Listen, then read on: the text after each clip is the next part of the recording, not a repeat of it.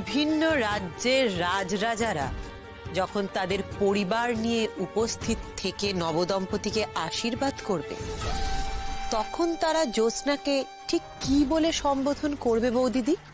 যুবরানী জ্যোৎস্না বলে না বেদেনী জ্যোৎস্না বলে? মানে এসব কি বলছো তুমি কঙ্কা? বাস্তব কথা বলছি বৌদিদি।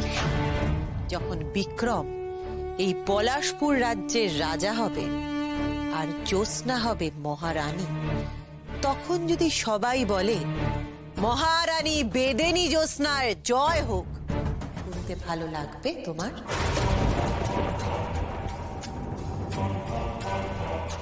আমার কথাটা একবার ভেবে দেখো বৌদি।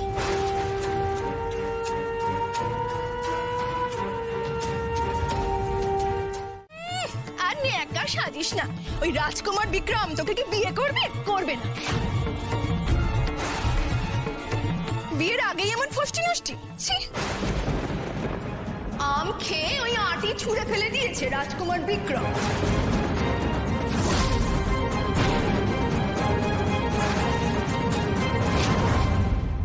ভবানী কাকি, মুখ সামলে কথা বলো।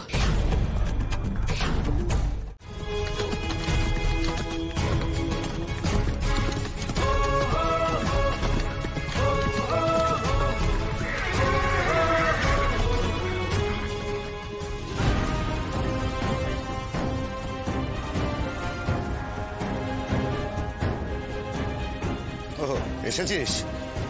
এই দেখে নে, এইখানে আমরা আগুন জ্বালাবো, আর এই আগুনের মধ্যে বসে তোকে অগ্নি পরীক্ষা দিতে হবে জ্যোৎস্না।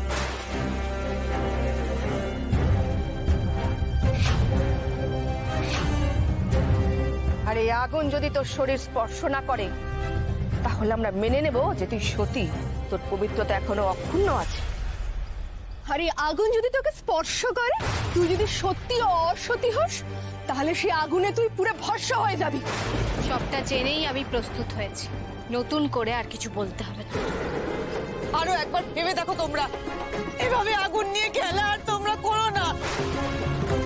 আমি তোমাদের সবার কাছে হাত জোর করে বিনতি করছি, আমার মেয়েটাকে তোমরা রক্ষা করো। না বাবা, আমরা কারোর কাছে করুণা বা ভিক্ষা চাইতে আসি। আমি এখানে আমার পবিত্রতার পরীক্ষা দিতে এসেছি। যা হবার তাই হবে।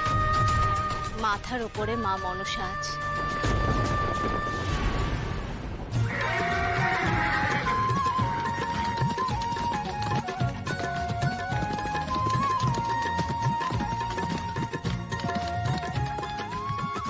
আজ আমি আপনার জন্য সব থেকে খুশির সংবাদটা নিয়ে আসছি জ্যোৎস্না।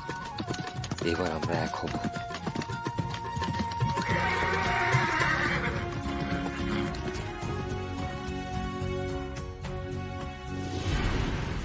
মা জানেন সত্য কি।